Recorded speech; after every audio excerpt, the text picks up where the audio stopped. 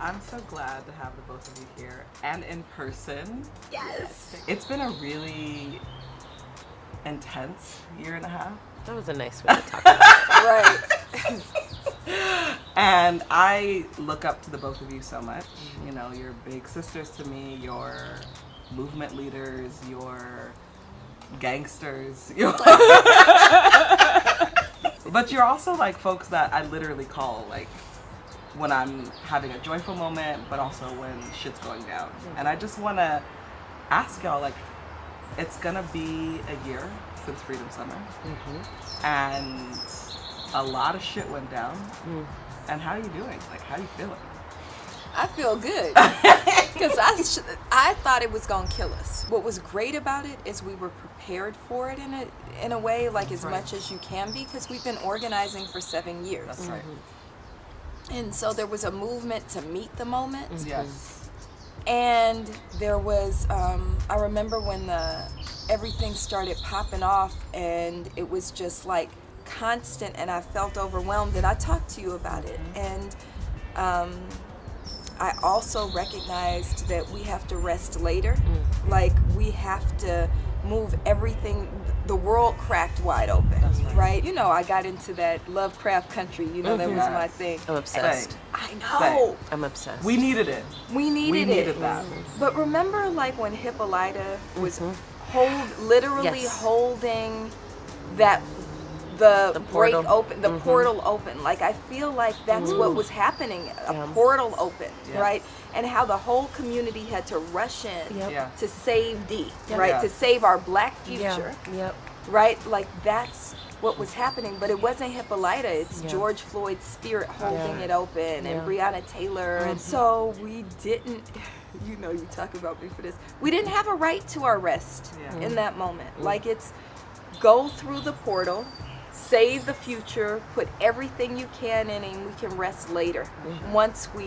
So I feel really good about not giving ourselves rest, about the amount of energy and love and imagination that we gave, and that, you know, we're transforming budgets and policy and the way that people think about black people. And all of a sudden, you know, we spent 7 years trying to argue with people about why we have to say Black Lives Matter, and now all of a sudden everybody's like, yeah, Black Lives Matter, right?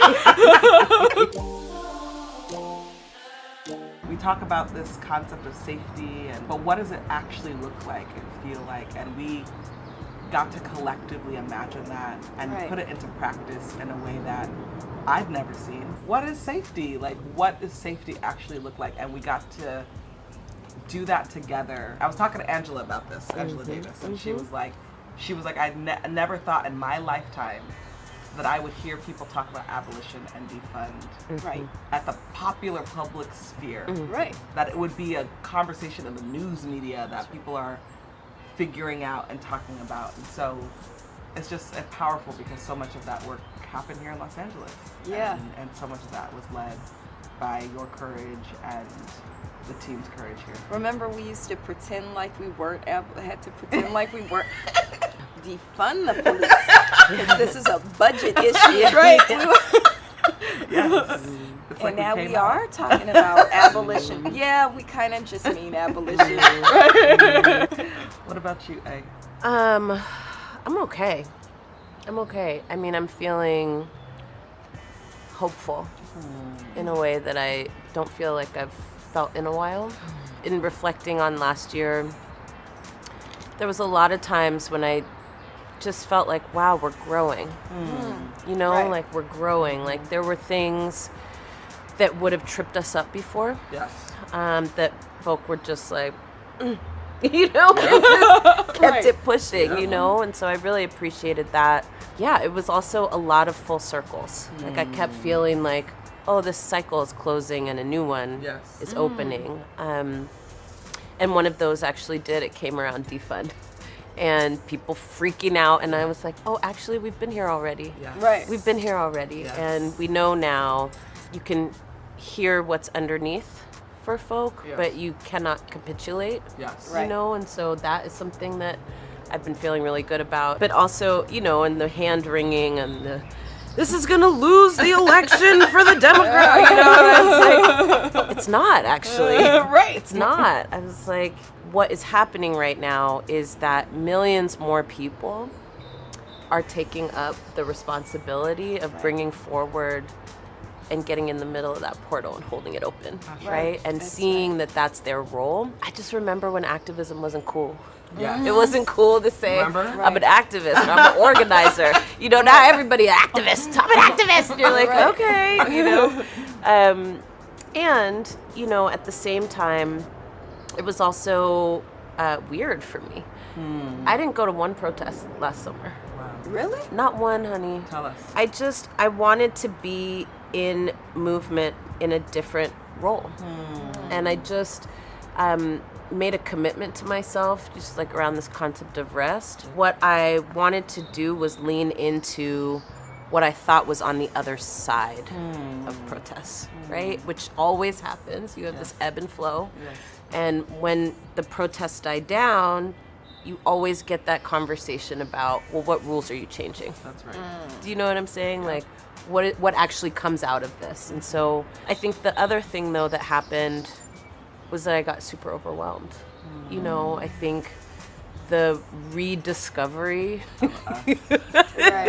People are like, what is this Black Lives Matter thing? This is amazing. How long has this thing been around? Black Women's Day. No idea. You know, and I just remember, like, I would get stuff and I'd turn over my phone. I'd be like, no, child, no, I don't want to do that again. Yes. Right? And we have a different story to tell now, you know? So I've been sitting in that a lot. But I also started thinking a lot more about my own emotional health. Yes. You know, and really saying no to stuff and being resolute in the no. Because I started to, like, have anxiety attacks, actually. Like, it was so odd because all that attention, again, brings up all this stuff for people, right? And y'all, I don't have to tell y'all. But it brings up a lot of stuff for people, and they lay it at your feet and go respond to it. I'm like, I'm just minding my own business. That's literally what I'm doing. I'm trying to stay hydrated. I'm trying to stay in my lane, and I'm trying to mind my business. Like, why are we prone to this? So it just forced me to, like, take it serious. And I'm so glad.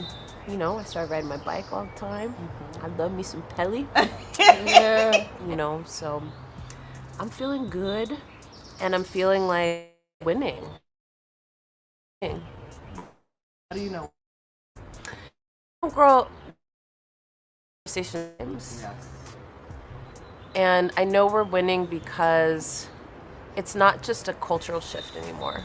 Yes. It's Yes. it is driving new conversations about rules and how the rules are being made and who's making the rules and what the rules are and why they are that way. And I know it because we've been in 8 years of these conversations now. Right.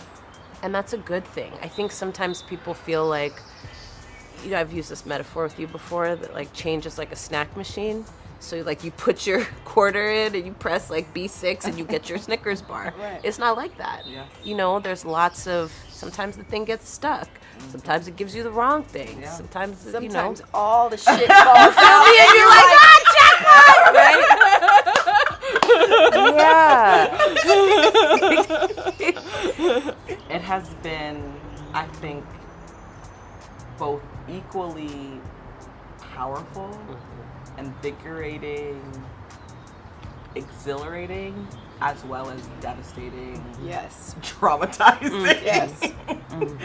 You know, from Melina being freaking having the cops show up to your home swatted and With my kids. with your kids, and getting to MDWay like calling me over and over again, and I missed the call, and I go on your Instagram, and I'm like getting the chills just thinking about it, to the freaking right attacking you and me, and us having to get the FBI. That was crazy. That was wild. Like, you can't make this shit up. No, you really cannot.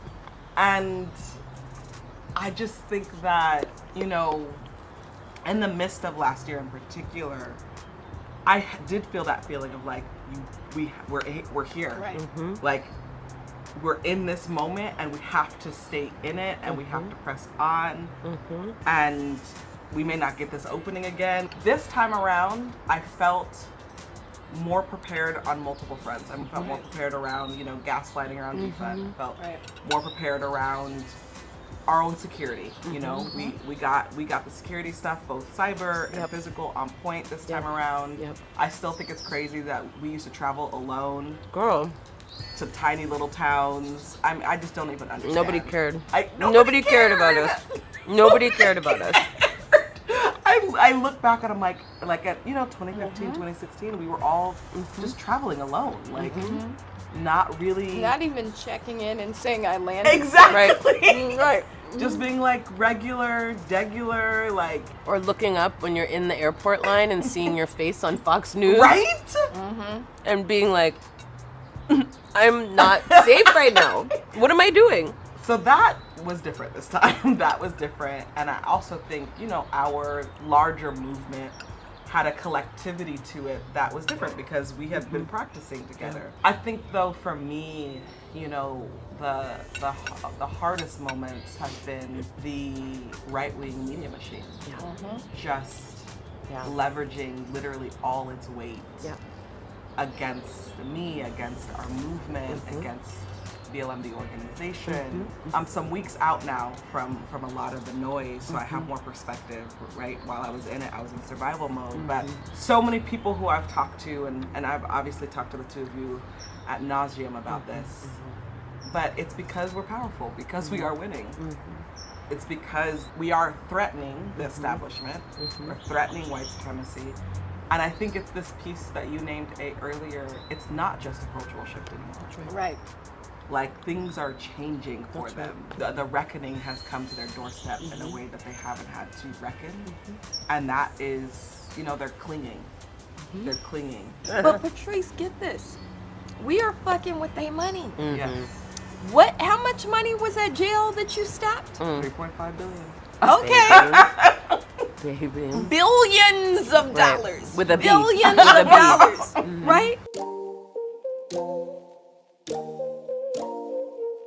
And so just thinking about, like, as Black organizers and how much we do, how much we give, and like the purpose of power.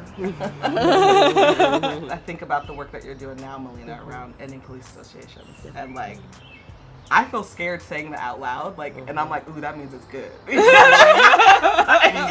That demand, the demands that scare you. Yeah. And you're like, those are the best ones. Right? And you've been talking about this demand for years, but now is the political moment for it. And so I just want you to talk about, like, how did you and the team, like, where did that come from? Like, how has this moment helped shape this new kind of venture of the work? Well, we won our last campaign. So we got Jackie Lacey's ass out of the DA's office. And we said, what we gonna do on Wednesdays now? And that actually is kind of true. And I just want to uplift this, that the reason that's kind of true is because for more than 3 years, almost 3.5 years, we were protesting every Wednesday outside of the Hall of Justice to try to oust this district attorney who had signed off on 634 murders at the hands of police in LA County, right? Wouldn't prosecute police no matter what. I think what we always have to remember, since you raised King, right, like, is he talks all the time about beautiful struggle, right? And so there's this struggle, but we had created this culture outside of Jackie Lacey's office, which was really beautiful. Like, it was beautiful and powerful, and there were songs, and there were people, and we had chants, and we had, our kids were there, and we missed each other. And there's a saying, there's nothing more dangerous than pretending as if you live at peace when you're really at war. And so there's a need to recognize who your opponent is. Police associations bully and bribe elected officials. That's how they get these policies that give them, like, extra protections for murderous ass policies, right? Police associations, we were laughing about this before, pilfer the public purse, right?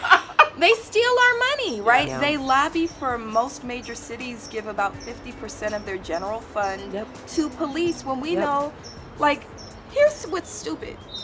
We're paying more for police on public transportation than it would cost to give free public transportation when the police, all they're doing is enforcing fares. That's right. So just make the fares free, then you don't need the police, right? That's right. And you could save money, right? Y'all hear that? So I'm sorry, just let you all hear that. one of the things that's also been birthed over the last year is not everybody who rose up is like formally a part of Black Lives Matter, but everybody's trying to figure out what they can contribute. So, we're Black Lives Matter. And solidarity emerges organically. So Daniel Hernandez's family has never missed a week, right? And his mom is monolingual Spanish speaker, and we always close every family who speaks with say their names, right? So she'll go, diga su nombre, and we'll go, Daniel Hernandez. Diga su nombre, Daniel Hernandez. Diga su nombre, Daniel Hernandez. And then she'll go, Ashe. Yes. And it's like, Every time. but why does that make me so? it makes me cry. It does make me cry. And it's just this culture. We got these white folks, radical ass white folks, who come out with wagons full of snacks. Like hot Cheetos and shit. It's dope. And then the kids come out because we got hot Cheetos. Hot Cheetos. Kids, my daughter takes public transportation because it's hot Cheetos in a fucking wagon. She's like, I'm coming. This is amazing. And so I'm just grateful for like all the ways, and I've drank a little bit of champagne. But like how you said you needed to learn how to say no, and for me it's like I always say yes, and both are right. Right, both of them are right.